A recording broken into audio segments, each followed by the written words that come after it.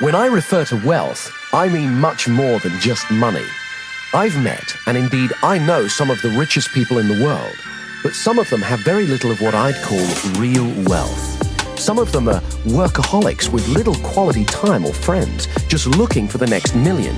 Of course, wealth is partly about having money, but real wealth is good health. Without your health, what use is money? Real wealth to me is having good friends who you can share intimate and pleasurable experiences with, laugh with, who stimulate and fascinate you. Real wealth is feeling happy most of the time. Real wealth is a sense of knowing you're contributing something to the world, that your life is worthwhile. After all, you are unique. Nobody can do things exactly the way you do them. Everyone has special skills they bring to the world, and the fulfillment of that is a wealthy feeling. First of all, I'd like to start by dispelling some myths about money, by perhaps challenging some of your views about money, because before you can truly become richer in the physical world, you're going to have to become richer in yourself. Stop for a moment and ask, what would having more money give you that you don't already have?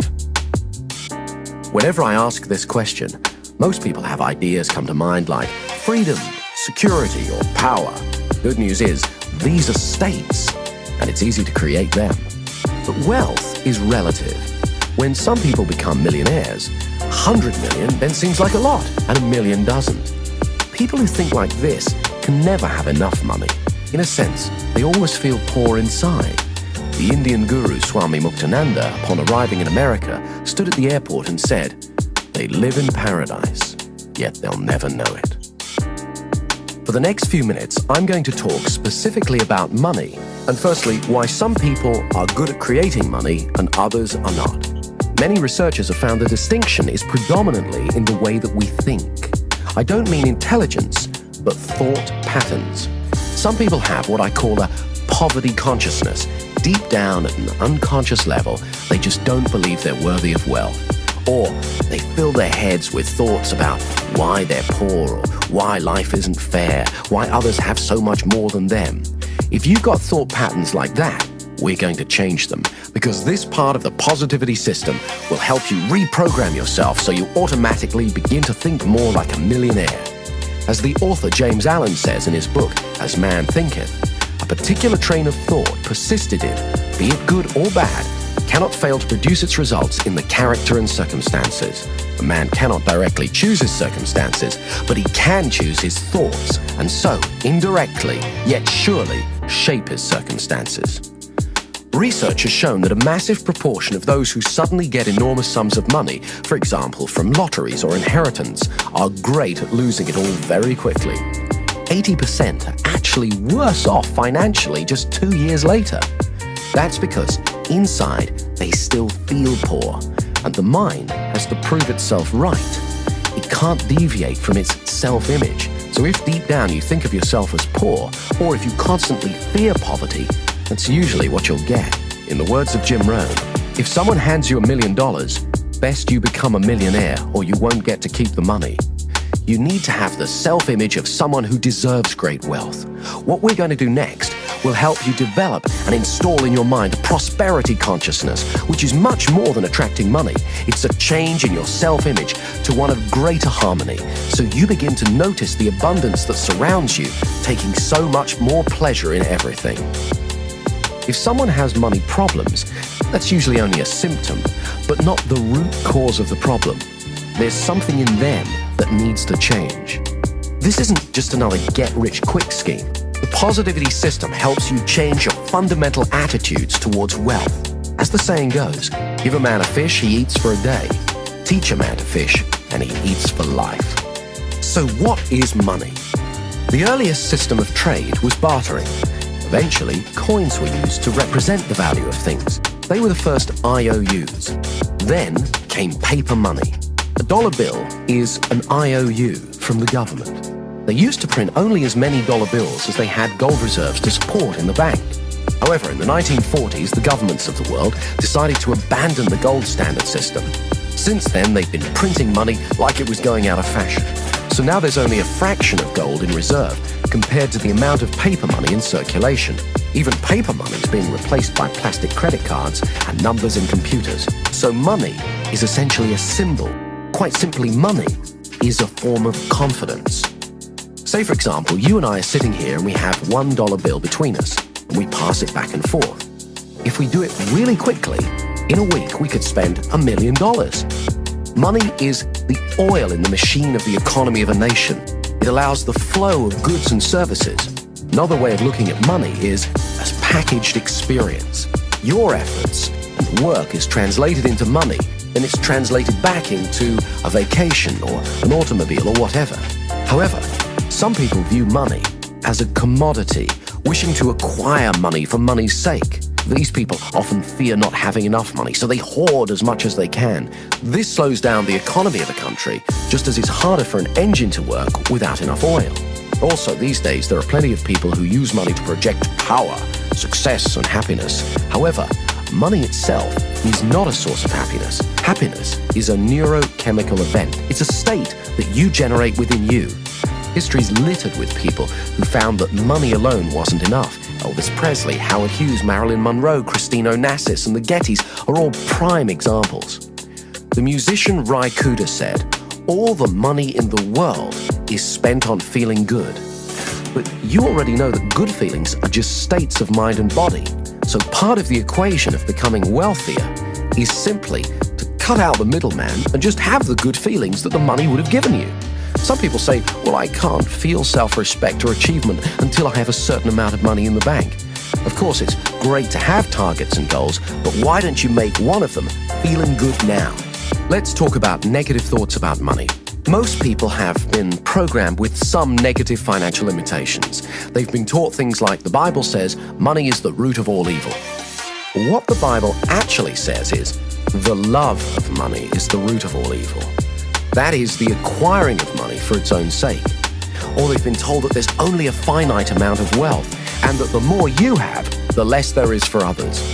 Again, this is more garbage. It's actually common in our culture to hear terms such as filthy rich or fat cat, which are indicative of an unconscious mistrust of money. Our unconscious beliefs about money affect how much we're able to create.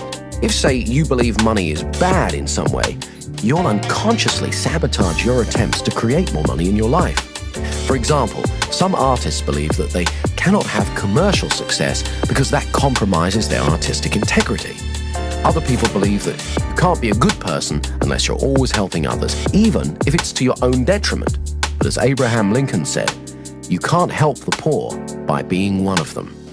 Some people stay poor because it's safe, it's what they know, but it's not what they're truly capable of. Quite simply, the outside world is a manifestation of our inner world.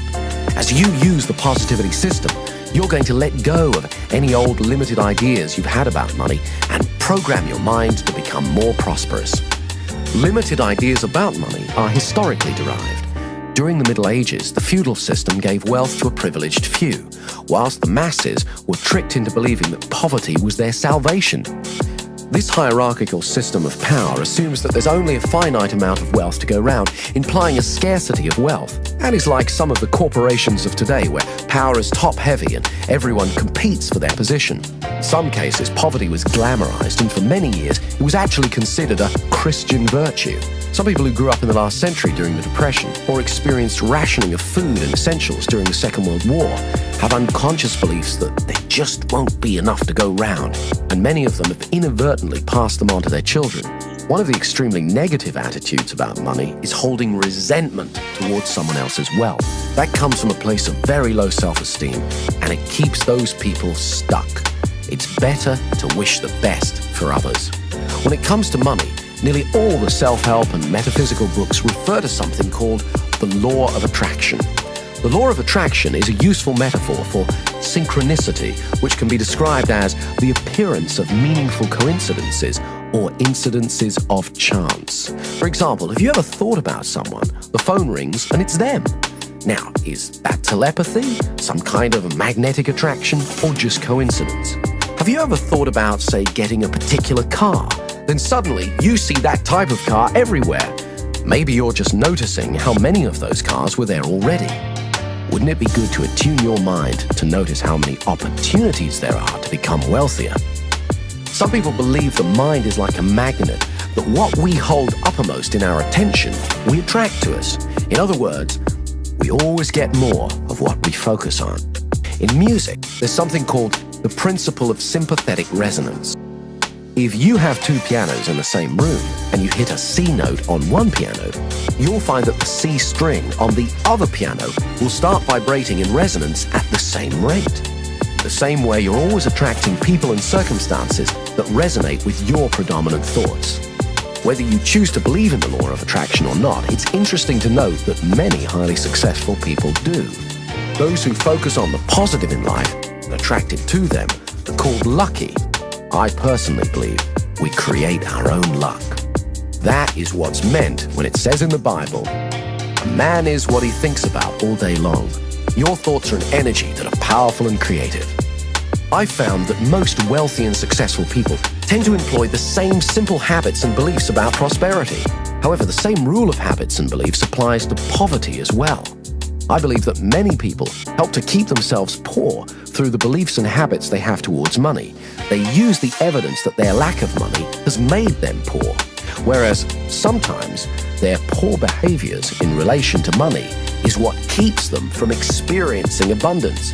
They've affirmed over and over again, often unconsciously, that they're poor, so it's become a self-fulfilling prophecy, a poverty consciousness. What the positivity system does is helps you to change that. I'd like to share with you some techniques that I've used myself that have helped me dramatically increase my personal wealth. I've taught them to others, they've also increased their wealth, and now I'd like to share them with you. One of the first things that made a major difference for me was consciously deciding to do things differently. Years ago, I definitely had a poverty consciousness, worrying constantly about being poor or how not to be poor. So guess what? My attention was, yes, on poverty. For example, when a bill would come through the mail, I'd open it, I'd worry about how I was going to pay it, I'd feel poor inside. Obviously, it's important to be financially organized and consider how best to pay bills. However, I was also affirming to my unconscious mind a poverty belief. If you're going to be wealthy, it's just as important to prepare for wealth by feeling rich inside. So what I started to do when I opened the bill was vividly imagine I had thousands in the bank. You can imagine how good that feels. I was sending a new message to my unconscious. Some people try saying affirmations like, "I am truly wealthy." But if deep down you don't believe that, it's next to useless. You have to create a feeling of wealth by vividly imagining yourself as wealthy over and over again. Next, I needed to change my self-image around money. I had a scruffy little checkbook, one that reflected my scruffy little finances at the time. So I changed banks and got a clean new one to help me start to feel different. The mind is sensitive, so it's important to signal to yourself that positive changes are happening. Then the real fun began. I needed to get a strong sense of what greater wealth would be like.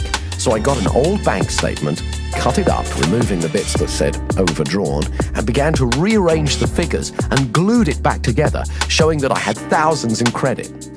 As soon as I'd finished, I burst out laughing. Actually holding it in my hands, it began to feel more real. Within a few months, the imaginary amount had become a reality. Having that tangible piece of paper, the bank statement, had really helped. So I went about making a scrapbook, collecting pictures of things I wanted, places I wanted to visit, people I wanted to meet. Remember, the mind needs a sensory-rich experience of what you want it to make real for you. It's important to have big dreams so you can grow into them. For example, a few years ago, I went into a Mercedes showroom, sat in a car to get comfortable, smelled the leather, went for a test drive, imagined vividly it was my own. Took away a brochure and added it to my scrapbook. Imagined driving it every day. Pretty soon, I started to see Mercedes everywhere. My mind was now focused on getting me one. And chance favors the prepared mind. So it wasn't long before a bargain came along and I bought my first Mercedes. As George Bernard Shaw said, some men see things and ask why. I dream things that never were and ask, why not? A friend of mine got really into this type of creative visualization. He'd been practicing on visualizing parking spaces. Amazingly, it seemed to work. So he decided to go for bigger things. He'd never traveled abroad, and he really wanted to, but he didn't have the finances. So he collected together a bunch of travel brochures, cut out the pictures of all the places he wanted to go, and stuck them in his scrapbook. This is the funny part. He packed his suitcase every Sunday for a month and went to the airport. He even stood in line. He'd then come home and watch a video of a program about traveling on Concorde and look through his scrapbook at all the places he wanted to go. He really gave himself, his unconscious mind, that experience of traveling to and enjoying exotic locations. He focused on it for a month non-stop because he believed you always get more of what you focus on. Suddenly, he was called into his boss's office and asked if he would become their international correspondent. His boss explained it would mean traveling all over the world. He could hardly believe it. Most amazingly of all, when he arrived in a small village in Switzerland, he began to get a feeling of déjà vu. It was only when he got back to England and checked in his scrapbook that he found it was the exact same village that he'd been visualizing. Extraordinary as it may seem, I've witnessed many such occurrences similar to this since. I personally have become more skeptical about coincidences and am willing to consider that in some cases, it's as though the mind may actually have the ability to attract events, things, or people to us. When I made a TV series about paranormal phenomena, we featured one experiment conducted by a French scientist. He created a robot that moved in a random pattern around the room. Then, he hatched a group of chicks. When a chick's born, the first thing it sees it believes to be its mother. This process is called imprinting. The chicks imprinted on the robot as their mother. Then, he put the chicks in a cage in one corner of the room and switched the robot on. Amazingly, it stopped moving randomly around the room and moved over to the area where the chicks were. There it stayed, moving back and forth. Strong evidence for the existence of what's known as psychokinesis, or in other words, mind over matter. It appeared that the chicks were somehow willing the robot that they believed to be their mother to stay with them. At Princeton University, hundreds of thousands of experiments have been conducted testing human ability to influence machines and physical matter. When I made my TV program about paranormal phenomena, I interviewed Dr. Michael Ibbison from Princeton University, who'd been conducting a number of experiments which strongly point to the existence of psychokinesis. Some people are better at it than others, but it's like anything. The more you practice it, the better at it you get. I began to wonder, could it really be possible to literally attract money? What is interesting is that many rich people believe that's how they do it. But how do you do it? It's very simple, but it does take regular practice. You're going to need to rehearse being wealthy, like a method actor would play a part, and do it over and over again. Totally get into that part. Okay, the first thing you need to do is get a scrapbook and start collecting pictures of things that you want, people you'd like to meet, places you'd like to go, things that you really want, anything that you want to bring into your life. Incidentally, it can just be a symbol you desire. Then, go about creating sensory-rich experiences of your goals. If it's a particular car, go about getting a test ride. Then it'll be easier to vividly imagine driving one over and over again. If it's a beautiful house, imagine walking around it until you know every inch of it. The feeling of the carpet, the smell, the texture of the furniture, and so on. Also, be open to feedback from your unconscious mind. When I first imagined owning a Bentley, I was visualizing driving it down the road. But other cars kept bashing into me. No matter how hard I kept trying to get out of the way. I took this to be a warning that, although I could get a Bentley, the cost at the time might be some jealousy. In other words, there was a cost greater than money than I'd foreseen. The next step is, every day, look at your scrapbook. Imagine what it would be like living your desire. See what you'll see, hear what you'll hear, and feel how good it'll feel. Do it as often as you can every day. You may not get instant results. You can imagine how chaotic the world would be if every whim or fancy we ever had suddenly materialized, but you will begin to set the process in action. Okay, I'd like you to stop for a moment and imagine how your life would be different if you are much wealthier. How will you walk? How will you talk? How will you feel? How will others treat you? How will you feel about paying bills? What kind of luxuries will you have? What will you buy? How will it feel better to be earning more money? Think about this every day until you become very comfortable and used to it. Right, next, here are the 20 best ideas that I can give you on how to start increasing your wealth today. Any one of these will make a difference. As you start using more and more of them, you'll move even faster towards a wealthier life, towards the millionaire's mind. Number 1, save first, then spend what you can truly afford. Now, I know this sounds obvious, but poor people do the opposite. They spend what they earn. Often, they spend more than that and wind up affirming their poverty. You have to have a plan and stick to it. Come up with a plan to clear any outstanding debts and take steps towards reducing your debt month by month. As soon as possible, stop keeping your head above water and start laying the foundations of wealth. Some people find it helpful to write down everything they spend money on. Somehow, having it right there in front of them makes it much clearer. 2, study wealthy people. Find out what it is that they're doing and you aren't. Understand how they think and behave towards money and wealth. Do the technique we did where you choose a role model. Ask yourself, what did they do that I don't do yet? Read books and listen to audio programs on wealth. There's plenty of superb sources of wisdom on the bookshelves. 3, ask for help. I find that as long as you're polite and respectful, most people are willing to help. There are other reasons why asking is a good practice. It makes other people aware of who you are and lets them know you take yourself seriously. It's a sign of self-worth. It also gives others the pleasure of helping you. Not everyone will offer to help because they don't want to impose. So ask and give them the opportunity and the pleasure of helping. It's good for their self-worth as well. As Charles Givens, the author of Wealth Without Risk, says, if you want to learn about money, learn from somebody who has a lot of it. Many of the most successful people I know have said that they wish more people would have the courage to ask them for advice. 4, do regular visualizations. Create a sensory-rich experience of what it is that you want so your unconscious mind can get a clear idea. Also, walk around for an hour each day, imagining you have everything you want. Walk into a restaurant as though you are a multimillionaire or a famous rock star or whatever it is that turns you on. Do it like a method actor would totally get into the part because it conditions your mind to get used to success and it's a lot of fun. 5, make a joy list. Think of everything you love doing. Then, regularly treat yourself. Let yourself know that you really care about yourself. How do you expect other people to treat you if you don't occasionally treat yourself? 6, continually stretch yourself. Dare to dream and think big. Push the limits. I don't mean take unnecessary risks, but most achievement involves some leaps of faith. You can either choose a life of getting by and surviving, or you can push the boundaries. That's how human beings grow, by stretching.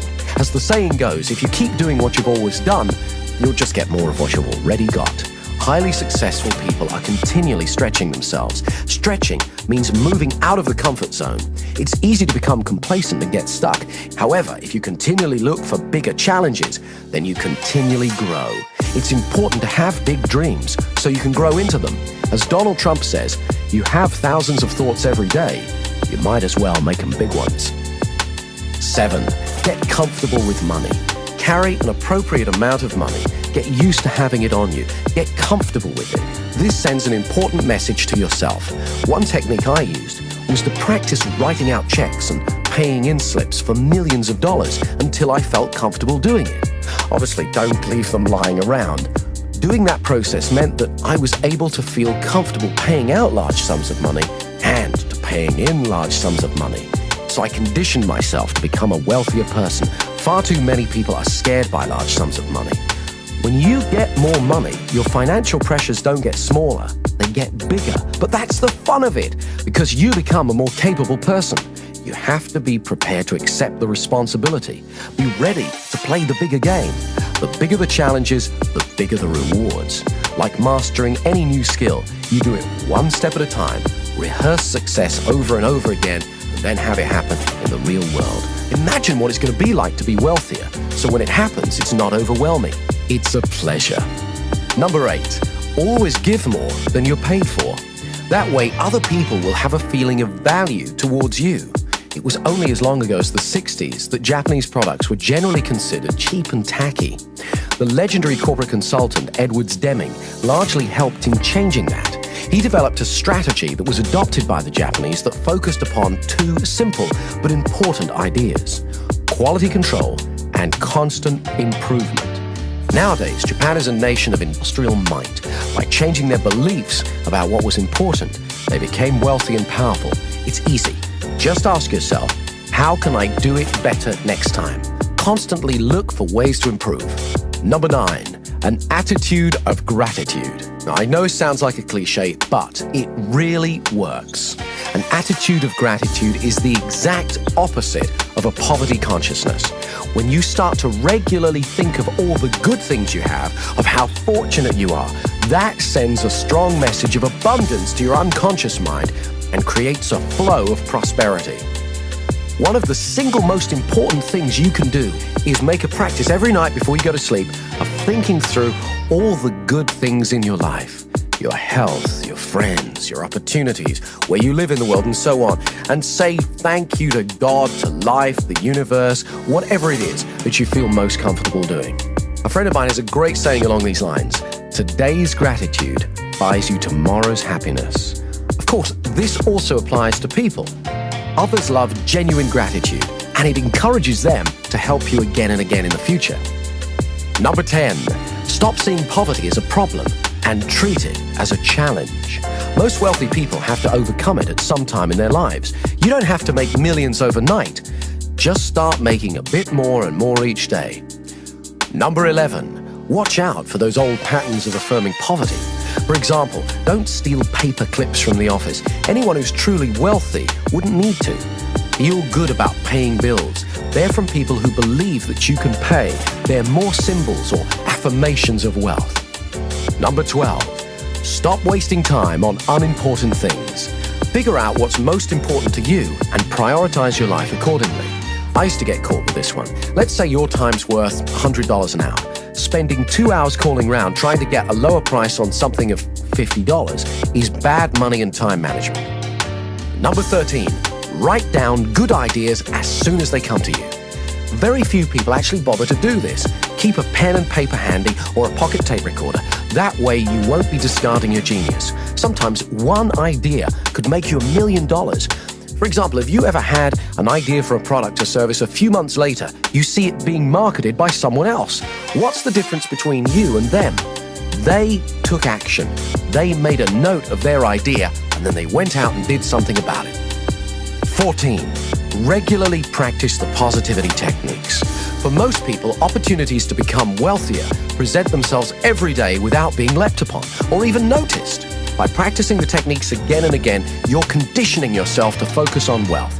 Financial success is simply a matter of holding certain beliefs and religiously practicing certain actions consistently. Very few multimillionaires get to be rich by accident.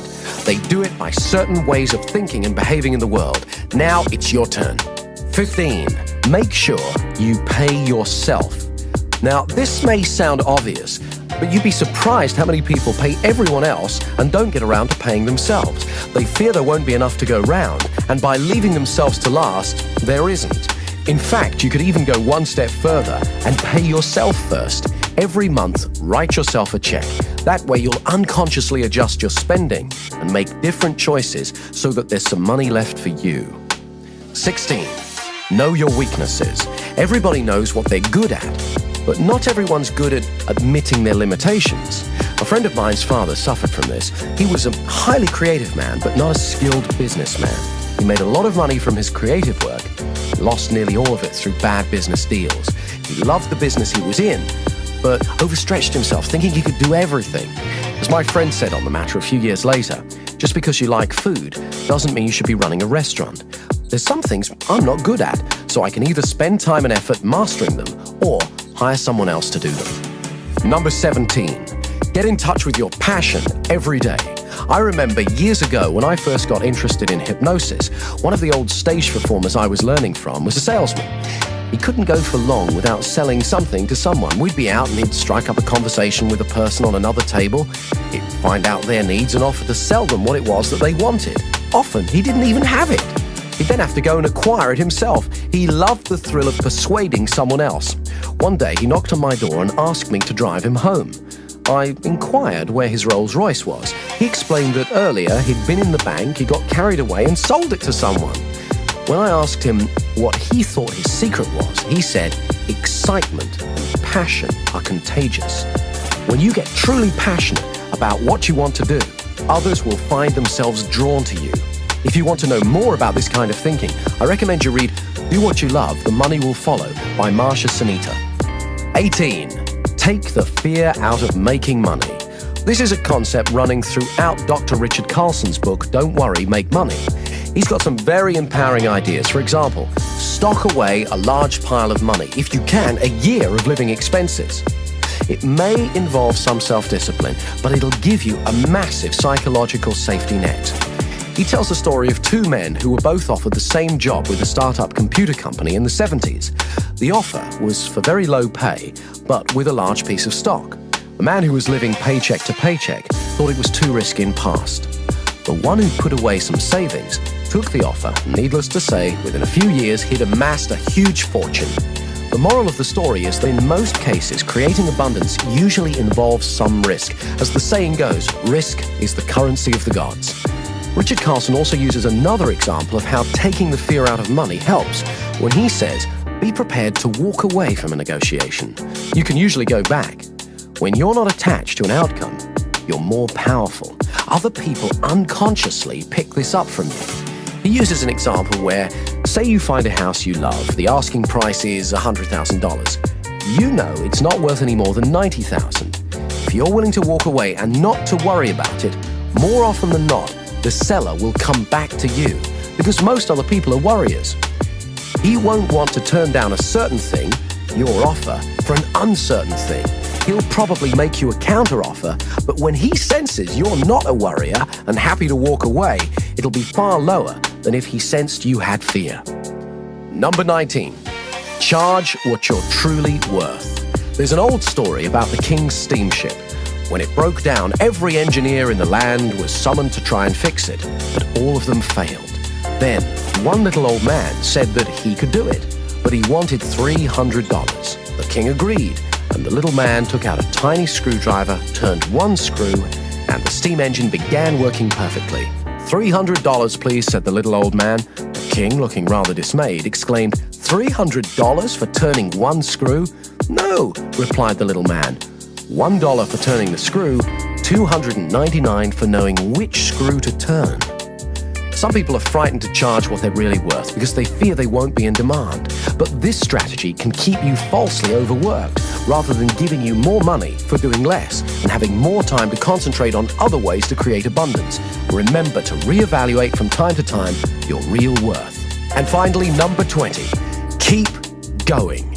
Every successful person at some stage has to go through the frustration barrier. Colonel Sanders, who started Kentucky Fried Chicken, is a famous example. When he reached retirement age, he looked at his Social Security check and thought, I need to make some more money. So he sat down and thought through what his resources were, and he remembered that everyone loved his chicken recipe. So he went to a local restaurant and explained that he had a great recipe. He didn't want to sell it to them. All he wanted was a royalty each time they used it. Of course, they weren't interested. So he went to another one, and another one, and another one, and another one. 1,009 rejections later, he got his first acceptance. I've seen far too many people fail just because they didn't hang in there. Very few people get successful without effort and persistence. Finally, I want you to remember that true wealth is not measured by money alone. Start today. Take stock of your true wealth. Create a plan and start moving towards it. Make the changes that you need to make. After you've begun to enjoy more of the success that you desire, you'll look back and be thankful that you did.